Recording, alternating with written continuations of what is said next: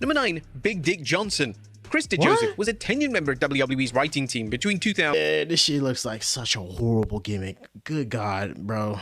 It was a miracle that this shit even got over. Oh, what's up?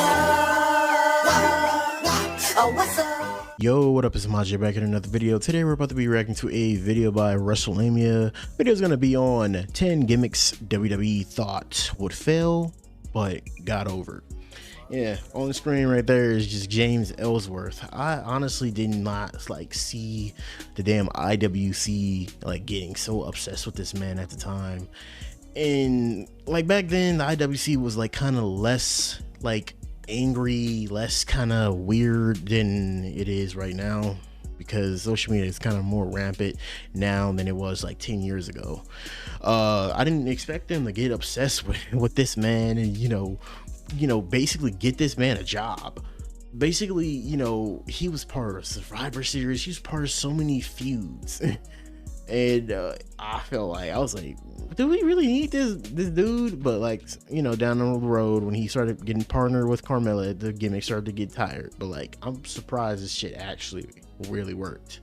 But let's see the other examples that he has on this list. Let's see what made the list. And don't forget to leave a like and subscribe. I'll be releasing these wrestling videos every day, if not every other day. But let's just get into it. If you're a wrestling fan, feel free to leave a subscribe. And El Grande Americano. And maybe the most recent example is the character of El Grande Americano, and it didn't actually win over the audience until Ludwig Kaiser donned the mask. Well, we say Ludwig Kaiser, but those are just rumors. Taking charge of the gimmick from Chad Gable after he sustained a shoulder injury, Kaiser underwent a shock career rejuvenation as he slowly became AAA's top babyface after years of struggling to find his footing on WWE's main roster. He only achieved— Yeah, it's crazy. After being a Gunther Glazer, he came into his own and actually became a really good wrestler and respected. He went over there to AAA, respected their culture, learned their dialect, not language, dialect, their actual dialect that they speak, and that was just so respectable. And don't forget that El Grande versus El Grande whole thing. I thought it was about to be terrible, but it was actually a really good match, and it kind of made both men's careers pretty good with Chad Gable. But I really never saw this gimmick kind of really getting over.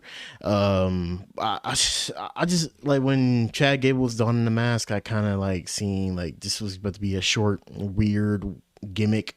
But when he started to put on the mask, and it started to feel real different, honestly. And it started to feel like he was taking it in a different direction. Whatever they're doing at AAA is good. That should be noted by overhauling what the El Grande Americano character was originally outlined as. Where Gable made a mockery of lucha libre, Ludwig embraced it as he incorporated Mexican cultural references, spoke in Spanish, being billed as from Tangamandapio rather than the xenophobic Gulf of Mexico. Kaiser cemented the gimmick's success at the end of May, having been pitted against Gable's incarnation of Americano since he returned in the Royal Rumble match. The pair waged war in a critically acclaimed mass versus mass match that was legitimate. And it's crazy if you're really, I mean, it's obvious it's Ludwig Kaiser, but it's crazy if you don't notice the height difference. One of the best produced WWE matches of all time. Even before that, a mural of his El Grande Americano character was painted in Monterrey. Hilariously, after decades of Vince McMahon trying to find the next top Mexican star to replicate Rey Mysterio's success, The Undertaker did so with a German national. Number 9, Big Dick Johnson. Chris Joseph was a tenured member of WWE's writing team between 2004 and 2010, and also briefly returned during the early days of the Fox era of SmackDown. But nobody remembers anything he wrote. They only remember when he emptied 5 bottles of baby oil onto his body, pulled up a thong that got tighter with every appearance, and tumbled around the ring as Big Dick Johnson. That name, for the uninformed, is phallic in nature. Dick goes without any explanation needed, though it was a Vince McMahon decision that had the big prefix, while Johnson is a slang term used to describe a penis. Classy. The gimmick became something of a hit amongst— How the fuck did this gimmick really fucking work out, bro? Well, I mean, on hands, a lot of shit was already unhinged in the damn early days. I'm surprised that they just let this shit go off and some sort of the Ruthless Aggression era, I think, was it going toward PG. So I guess I seen them around in that. But like, man, this shit looks like such a horrible gimmick. Good God, bro. It was a miracle that the shit even got over. Fans. Such was the crass level of humor at the time, but Joseph was reportedly almost canned upon Vince McMahon watching him perform his routine for the first time. Bruce Pritchard recalled McMahon's initial disgruntlement during the WrestleMania 24 episode of his Something to Wrestle With podcast. I've always gotten along with Chris. Chris is a nice guy. And Paul Levesque and I might have kind of come up with that a little bit. Oh no! It was the God, what was his name? Chris Farley. The Chippendales. Patrick Swayze thing, yeah. Yes. And looking at it, and the first time that we did it, he did it with Vince with the oil and everything. Almost got him fired. Almost got all of us fired for that one. But Probably the most memorable moment of the rebooted ECW was the Sandman caning Big Dick Johnson. Wait, that doesn't sound right. So Number 8, weird. the Jobs. That looks so weird, bro. I just can't like be in any physical confrontation, even just beating a dude up in a thong, bro. It is so weird. Squad. Everybody loves an underdog in life, but wrestling fans really love an underdog. Referred to in the industry as enhancement talent or more degradingly jobbers, the purpose is to elevate their peers through the simple art of being thrown around the ring and being squashed. Sometimes a wrestler can even become legendary because of their inability to win, with Barry Horowitz being a prime example. He received one of the loudest pops of the 90s after scoring his first victory, despite it being on a mundane episode of Wrestling Challenge. But during the Attitude Era, however, there were no underdogs more cherished than the Job Squad. Led by Al Snow and comprising the Blue Meanie, the renamed Gilbert, the former Too Cool Scorpio, and the soon-to-be Hardcore Holly, the group developed a core fanbase which was quickly strengthened by a couple of upset victories. On the November 23, 1998 episode of Raw, Gilbert toppled Christian to begin his reign with the Light Heavyweight Championship, while Holly and Scorpio defeated the New Age Outlaws. Nothing At the same time, that's crazy because that lightweight heavyweight championship, it should never make a comeback because it literally clearly meant nothing. They were putting the damn championships on anybody around this time in the 90s, bro. I felt like they had like a whole bunch of championships that literally were just like kind of throwaways, like the hardcore title. Some of the hardcore titles had some entertaining segments, but it was a throwaway title.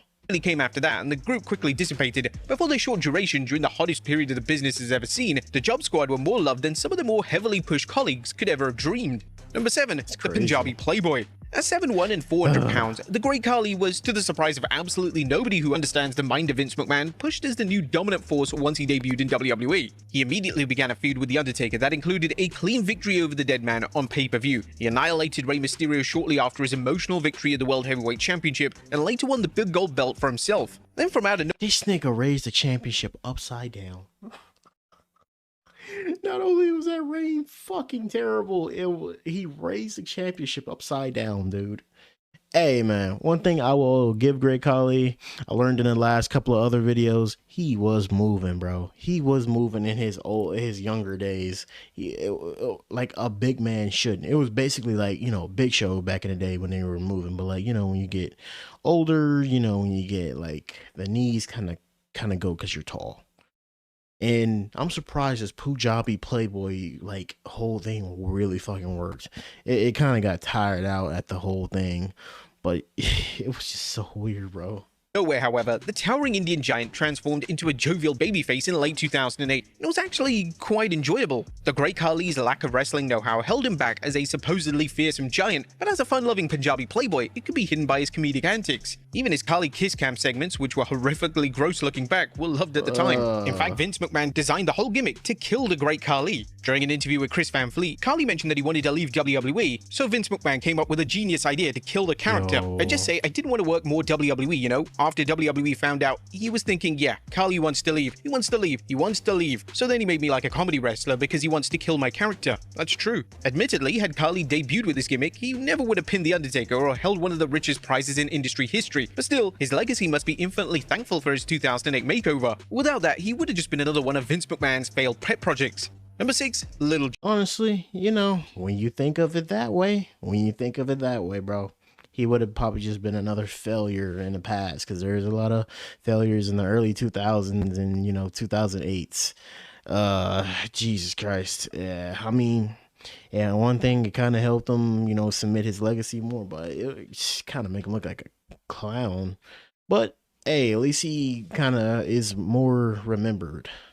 Jimmy. There was little to enjoy about R-Truth's brief heel turn in 2011, but it did birth one aspect to Truth's character that managed to stand the test of time, Little Jimmy. The concept itself has had many guises across its 15-year lifespan, including being the name of Truth's leaping flatliner finishing move, but its original meaning was the name of R-Truth's invisible child sidekick. He would use his quote-unquote friend to berate the WWE fans, while several vignettes aired on WWE programming, showing Truth and Jimmy visiting the arcade and going rock climbing. It was mental in the best way possible, continuing to prove Ron Killing's career-long motto that funny can always draw money. Speaking on Edge and Christian's Pod of Awesomeness in 2019, R-Truth revealed how surprised he was that the gimmick caught on as well as it did, also while noting how it came about as a Vince McMahon mandated rib. Little Jimmy was an accident that came about by me smoking. Vince caught me smoking, and again, so to rib me or to get back at me, he had me smoke a cigarette on TV. It got me moreover because people were like, oh shit, he's cool, he's smoking a cigarette right now. Like, I see you, you're smoking it, he's blowing smoke. The moment I came out, Vince was like, okay, well they're cheering for it, so I want you to come out and shit on the people and call them all little Jimmies. I did that and I just happened to turn to the side and bend down and say, little Jimmy, all the little Jimmies out there want to be like you. And from that point on, everybody pointed and said, he's talking to little Jimmy. I was just talking to my damn self, but if little Jimmy is right there, then yeah, he's right there. That's who I'm. Hey, bro, this segment really, this whole idea really brought like so many like funny ass segments, bro. Like the iconic Christian and the Miz and R-Truth in the ring. It's still hilarious to this day. Randy, Riley, he was like, really? He was like, Jimmy.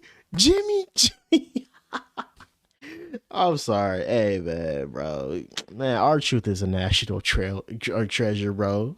Talking to, and it just blew up from there. I turned my head to the side, everybody would say I'm talking to little Jimmy. Number 5, broke Baron Corbin. And although he was one of the most detested wrestlers in modern WWE history, you can't deny that Baron Corbin put his all into everything that the office had asked of him, especially when he became broke Baron Corbin. Broke in the sense that he was penniless, not in the sense that he began dressing like circa 2016 Matt Hardy. Stemming from losing his King of the Ring crown and title to Shinsuke Nakamura on SmackDown's June 18th, 2021 broadcast, Corbin stopped shaving his head, grew out his beard, and began wrestling in suit trousers and baggy dress shirts. He was completely disheveled and had in storyline lost his car, his life savings, his home, and his wife. The gimmick only lasted a handful of weeks as he got lucky in the Las Vegas casino by the August 27th episode of SmackDown and transformed into Happy Corbin. But for those few weeks in the summer of 2021, Corbin was more captivating than most. Speaking with Sports Illustrated shortly after he departed WWE in November of 2024, he talked appreciatively about how the gimmick allowed him to display his range of personality. I think that the sad Corbin, it was just supposed to be like a 2-week thing. I think that was originally the plan. Let's get you upset and then get you back. Then I grabbed onto it. I was like, this is so different. This is so fun. I can show my range. I have no ego, zero ego. So something like this is not going to. There are some people in our world that would be like, you want me to look like a bum? I'm a WWE superstar. I have no ego. You want me to do that? Hell yeah, let's go. This is going to be fun. Let's turn it up to 12. Number 4, the Hey, honestly, bro, if gimmick is really, you know, working and you see like the appeal in it, like, something that could test your acting range or something, go ahead, go for it. I don't see no problem wrong with it, bro, because like shit, far people get like way worse gimmicks than this whole thing, and then they cannot make that work. Even some great gimmicks people get that are like way better than this, they couldn't make it work. So I fucks with it, and he's not really bothered by it. Fashion Police. The WWE introduced an abundance of tag teams to its main roster throughout 2016, such as the debuting Luke Gallows and Carl Anderson from New Japan and American Alpha, the Vaudevillains, and Enzo Amore and Big Cass from NXT. The year unfortunately also saw an abundance of WWE's worst tag team trope, single stars being put together to form mismatched pairings. Some of them worked like Sheamus and Cesaro, and some of them didn't. Here's looking at you, AJ Styles and Chris Jericho. Where the Phenomenal One and Y2J failed, however, Fandango and Tyler Breeze thrived, though initially just another pair of mid-card flounderers thrown together for something to do. Yo, I know that one shirt is selling for a lot of money because they actually had merch kind of sold for that shit. It's crazy that Y2AJ has to be the most rare shirt of them all in recent time. Zango found solace on SmackDown when they took on the guys at the Fashion Police. They stood head to toe in stripper-like police uniforms and worked hard to take down the opposition, which were usually just whichever heels they didn't like at the time because of their fashion faux pas. It got over in a big way with the fans, who adored their Law & Order rip-off fashion file spoofs, but Vince McMahon unsurprisingly wasn't a fan of it. Tyler Breeze spoke to real appreciation in late 2025 and spoke of McMahon's lack of understanding regarding the skits, and thus they were abruptly cancelled before they had a chance to peak. Number 3 is Zeke. That's kind of fucked up, bro. Like, you're not giving this tag team anything really to do. You're not trying to like let them, win the tag team championship. Not even trying to let them even be a real tag team championship. Tag team champion. or even a team at all, bro. Like, it's kind of crazy. He didn't really understand it, bro. But like, just let it go on. Like, the crowd was into it. People liked it. Like, yeah, it's just back to me just not understanding what Vince McMahon just be doing with these teams, bro. Especially the tag teams in general right now.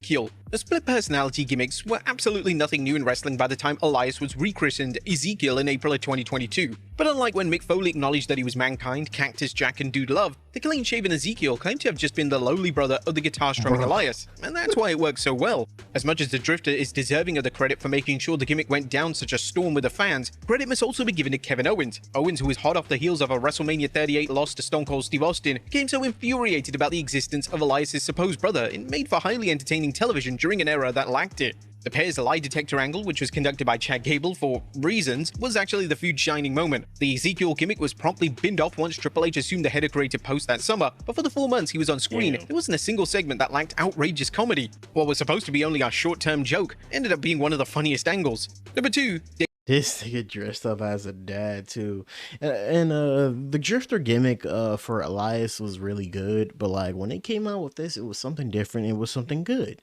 but like I really fucks with it. I really mess with the gimmick, and after that they really kind of gave Elias nothing really to do. I mean, you could blame it on Triple H taking the reins of being in charge, but hey, at least it worked for a minute. But oh, Damien Mizdow, we getting into it, bro. Man, this was such a missed opportunity. Damien Mizdow. Damien Sandow had a very up and down second stint with WWE. Returning to the main roster in 2012, he was obliterated by DX at Raw 1000, managed to claw his way back up to win the Money in the Bank ladder match 1 year later, but then failed in his cash-in versus John Cena. His enhancement status was cemented when in 2014, he began to play dress-up. Robbing the local Halloween costume shop led Sandow to land his starring role as the Miz's stunt double, Damien Mizdow. He dressed like the A-lister, and although he was largely booked as a lackey, Damien made the gimmick his own. Improvising on the fly, the former Money in the Bank copied everything The Miz did, even if it meant taking stiff bumps by himself at ringside to replicate The Miz taking a suplex. It was so stupid, yet so clever. It worked to such an effect that by the time Damien eventually tossed The Miz out of the Andre the Giant Memorial Battle Royal at WrestleMania 31, he was one of the hottest stars on the roster. The WWE nerfed his popularity within weeks, obviously, but this was still a prime example of a wrestler taking a... Man, one thing I would just like never get what they're doing. Why you just gotta like nerf a whole personality right there when he got over, bro? That could have just easily transitioned to like another like type of another type of like gimmick, and you could have got it over, bro. You could have got this dude as like a legit, if you didn't want him in the title, the title. Well, probably the WWE title. You could have probably just gave him like the Intercontinental title, US title, something to do, bro. He could have been a mid-carder at least. Ain't nothing wrong with being a mid-carder. There's some great ass mid-carders that like went on to become like Hall of Famers. But like it's just a disrespect in it, bro. Like they didn't have to do all that and nerf all his fucking momentum. Rubbish idea and turning it into something truly remarkable. And the New Day. Big E, Kofi Kingston, and Xavier Woods became one of the most successful stables in pro wrestling history as part of the New Day, but they had to fight against all odds to get there. From day one, Vince McMahon shut down every idea they had for the group, insisting that they would be better off under his vision as happy-go-lucky religious preachers. That was despite the trio making repeated comments that the gimmick wasn't working. Bro, this was whatever Vince McMahon was on was literally just how he envisioned like black culture, bro. I'm sorry, that's just it is what it is. Like I feel like that's how he envisioned, like, oh, black people are always in church, they're always preaching. Like, no. As well as the racist connotations and fan resentment. McMahon eventually pivoted come the spring of 2015, turning them heel and ditching his presentation, but it took him a while longer before he realized that the trio had something special without his explicit input. All three members have been extremely vocal about their distaste for what the New Day was originally meant to be, with an out-of-character appearance on Talk is Jericho in the summer of 2015 being the first of many occurrences in which they expressed their frustration with McMahon's vision. we don't want to sing and dance because we feel like for African-American athletes, you're either singing and dancing or you're the big, strong black guy or the foreign black guy. And those are the three archetypes. We want to push some sort of message for not for all kids, but, you know, more specifically young black kids watching wrestling. Like, you can be whatever kind of character you want. You come in with a blank slate and you can be anything, not just these three things. Oh, I can't describe to you like the tension. We all were just like smiling and nodding, and all of us were all thinking the same thing, like, oh my God, this man is crazy. Yeah, bro. Hey, I can agree with that sentiment, bro. Like, you know, him being crazy as hell in his latter days of just being really, really in charge, bro. He had some gems come out of it, but like, he was truly crazy. But like, yeah, I do agree with that. But like, bro, like, just let them do them, and you never know what gimmicks could just really, really do. And as soon as he let him do that, that gimmick got over like hell, bro. The New Day was like together for a long ass time, bro. Man, that was like one of the greatest teams in recent history. But, well, yeah, besides the Shield also, but like, bro, yeah, they ain't competing with each other. Future Hall of Famers for sure. But yeah, I was actually surprised at a few of these gimmicks that actually really got over, especially James Ellsworth, bro. Didn't really expect that to get over at the time. But yeah, let me know in the comments what thing kind of really surprised you on this list of what like really got over, and tell me some other gimmicks that are like not on this list. Don't forget to leave a like and subscribe. The original link for the video will be in the description. Catch you guys in the next video. We are on the road to 850. He was the best guy around. What about the people he murdered? What murder?